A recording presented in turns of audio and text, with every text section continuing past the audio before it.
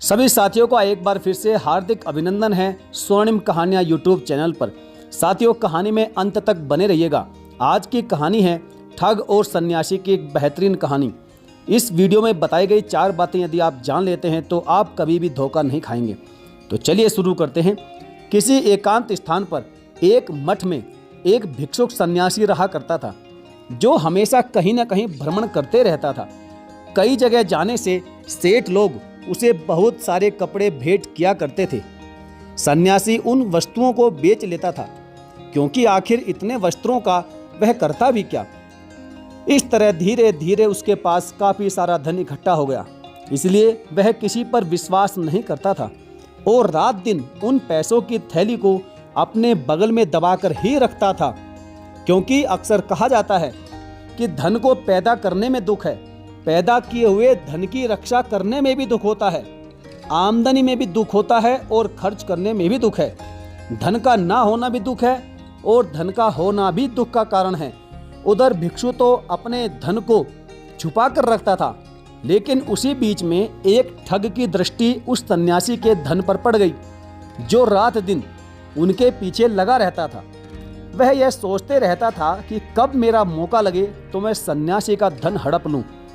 अब उस सन्यासी की थैली को देखकर वह ठग सोचने लगा कि इस सन्यासी के पास तो बहुत सारा धन है, अब इसे चुराऊं तो कैसे चुराऊं, क्योंकि वह थैली को हर समय अपनी बगल में दबाए रखता है और मठ में सेंध लगा नहीं सकता, क्योंकि मठ की दीवारें पत्थर की बनी हुई है, दरवाजा बहुत ऊंचा है, उसे भी लांघकर अंदर जा नहीं सकता। क्यों ना मैं कुछ मीठी मीठी बातें करके उसका चेला बन जाऊं और फिर धीरे धीरे मैं उसका विश्वास जीत लूंगा और एक दिन उसका धन हड़प कर ले जाऊंगा। साथियों, यह सच है कि संस्कार विहीन मनुष्य मीठे वचन नहीं बोलता, ठग कभी खुली बातें नहीं करता। जिसे लोभ और लालच नहीं है वह मनुष्य किसी का भी अधिकार नहीं मांगता। काम रहित मनुष्य गहनों की इच्छा नहीं करता। इस प्रकार वह ठग ओम नमः शिवाय का उच्चारण करते हुए कुछ धार्मिक आडंबर बनाकर उस भिक्षुक सन्यासी के पास पहुंचा और उनके चरणों में दंडवत लेटकर कहने लगा, हे महात्मन, यह संसार मिथ्या है, यह जवानी भी नदी की रफ्तार की तरह अतिशीघ्र जाने वाली है, यह जीवन भी फूंस की आग की तरह है, यह सुख भी जाड़े के बादलों की छाया की तरह अस्थायी है, मित्र पुत्र पत्नी सब सपने की तरह है, सब स्वप्न की तरह है। ठग बोला, हे भगवान, मैंने इन सब चीजों का अनुभव किया है। हे गुरुदेव, मैं ऐसा क्या करूं जो संसार सागर से पार उतर जाऊं। अब ठग की कपटपूर्ण बातों को भिक्षुक सन्यासी नहीं समझ पाया। सन्यासी कहने लगा, भक्त, तू धन्य है जो तूने जवानी में ही वैराग्य धारण कर लिया। कहते हैं जो मनुष्य जवानी में शांत रहता है वही शांत माना जाता है, वरना शरीर की धातुएं समाप्त होने पर किसे शांति नहीं मिलती। भले मनुष्य को पहले मन में और फिर शरीर में बुढ़ापा आता है, परंतु दुष्टों को तो केवल शरीर में बुढ़ापा आता है, लेकिन मन में नहीं।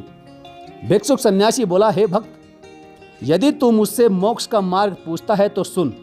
शूद्र चांडाल कोई भी हो, यदि वह शिव मंत्र से दीक्षित होकर जटा धारण करे और भस्म लगाए तो वह शिव रूप हो जाता है।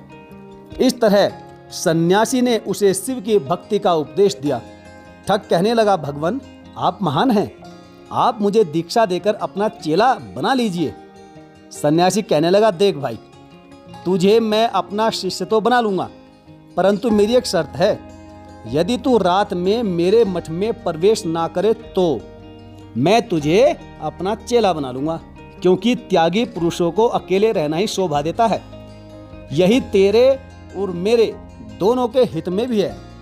कहते हैं कि खोटी सलाह से राजा, दूसरों के साथ से सन्यासी, लाड़ प्यार से पुत्र और ना पढ़ने से ब्राह्मण, बदमाश बेटे से कुल और दुष्ट के संग से शील, प्रेम के अभाव से मित्रता, अनीति से समृद्धि नष्ट हो जाती है। बुद्धिमानों की बुद्धि से जिसका नाश ना हो सके ऐसा कोई नहीं है। जहाँ जाया ना जा सके ऐसी कोई जगह नहीं है। जो किया ना जा सके ऐसा कोई काम नहीं है। सन्यासी ने कहा, देखो भक्त, दीक्षा लेने के बाद तुम्हें मठ से बाहर एक झोपड़ी में रहना होगा। ठग ने कहा, ठीक है प्रभु, मैं ऐसा ही करूंगा। इस तरह से सन्यासी ने उस ठग को अपना चेला बना लिया।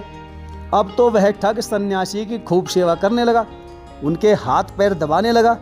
सन्यासी उसकी सेवा से बहुत प्रसन्न हुआ, परंतु फिर भी उसने पैसों की थैली एक पल के लिए भी नहीं छोड़ी।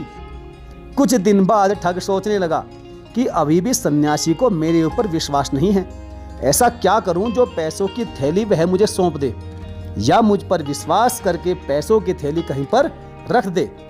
ठग इन्हीं बातों को सोच रहा था, तभी वहां सन्यासी के पास पड़ोस के गांव से एक निमंत्रण आया।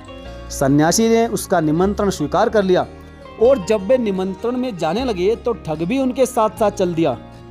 तो उन्होंने देखा कि रास्ते में एक नदी है। तो सन्यासी ने अपने कपड़े उतारे और पैसों की थैली उन्हीं कपड़ों में लपेटकर वहीं किनारे पर रख दी, और उस ठग चेले से कहा, देखो भैया, जब तक मैं स्नान करके लौट ना आऊं तब तक तुम मेरे कपड़ों की रखवाली करते रहना। वह इतना कहकर नदी में स्नान करने चला गया, और सन्यासी ने जैसे ही नदी में डुबकी लगाई, उधर वह ठग वस्त्रों से उसके पैसों की थैली निकालकर वहां से भाग गया। केवल उसके वस्त्र ही वहां पर पड़े थे। सन्यासी ने अपने वस्त्रों में पैसों की थैली नहीं देखी तो वह एकदम से बेहोश हो गया। कुछ देर बाद जब सन्यासी को होश आया तो वह उठकर अपने उसी ठग शिष्य को आवाज लगाने लगा, परंतु उस ठग का कोई भी अता पता नहीं था। इस तरह से बेचारा सन्यासी निराश होकर अपने मठ में वापस लौट आया। इसलिए कहा गया है साथियों कि अविश्वासी का विश्वास ना करें और विश्वासी का विश्वास भी ना करें। किसी भी अनजान व्यक्ति की चिकनी चुपड़ी बातों में कभी भी ना आए। साथियों, यदि यह कहानी और वीडियो आपको पसंद आई हो तो वीडियो को लाइक करके चैनल को जरूर सब्सक्राइब करें। चलिए साथियों, मिलेंगे फिर और किसी बेहतरीन कहानी के साथ। तब तक के लिए धन्यवाद। जय हिंद।